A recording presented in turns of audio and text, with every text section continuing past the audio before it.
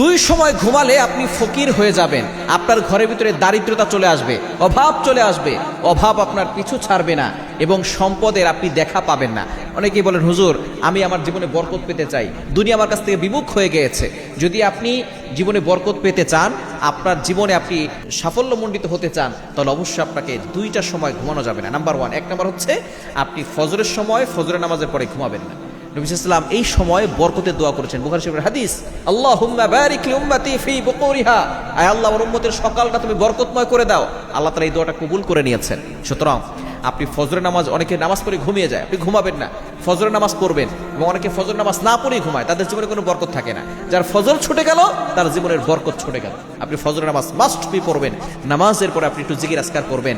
আপনি যদি একটু জিকির আজকার করতে পারেন, দেখবেন আপনার শরীর সুস্থ থাকবে। কারণ এই ফজরের ওয়েদারটা আপনার রোগ প্রতিরোধ ক্ষমতা বাড়াবে। বর্তমান চিকিৎসা বিজ্ঞান বলছে, কারো ডায়াবেটিস হলে সকালবেলা হাঁটবে, সকালের ওয়েদার লাগাবেন। কিন্তু ১৫০০ বছর আগে আল্লাহ তাআলা আমাদের জন্য নামাজের বিধান দিয়ে দিয়েছেন এবং ফজরের সময় হাঁটাহাঁটি করলে রোগ প্রতিরোধ ক্ষমতা বাড়ে, শরীর সুস্থ থাকে এবং নামাজ পড়লে আল্লাহ তাআলা রিজিকে বরকত দিয়ে দেন। এক নম্বর হচ্ছে আপনি ফজরের সময় ফজরের নামাজের পরে ঘুমাবেন না। নাম্বার টু, দ্বিতীয় নম্বর হচ্ছে আসরের নামাজের পরে ঘুমাবেন না। নবীজি সাল্লাল্লাহু আলাইহি সাল্লাম জানিয়ে দিয়েছেন, যে ব্যক্তি আসরের পরে ঘুমালো তার আকল নষ্ট হয়ে যাবে। আসরের নামাজের পরে ঘুমাবেন না। অনেকেই আছে আসরের পরে ঘুমায়, আসরের পরে ঘুমাবেন না। আসরের পরে ঘুমালে কঠিন বিপদ চলে আসবে, আপনার ভিতরে রোগ বাসা বাঁধবে। শুধু তাই নয়, আপনার জীবন থেকে অভাব কখনোই যাবে না।